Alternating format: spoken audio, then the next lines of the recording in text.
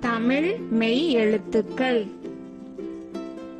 இக் கொக்கு, இங் சிங்கம், இச் பச்சை, இஞ்ச் இஞ்சி, இப் பட்டம், இன் கண், இத் நத்தை, இந்த் பந்து, இப் அப்பா, இம் அம்மா, ஈ நாய், இர் வேர், இல் பால், இவ் செவ்வாழை, இல் யாழ், இல் பல்லி, இர் வெற்றி.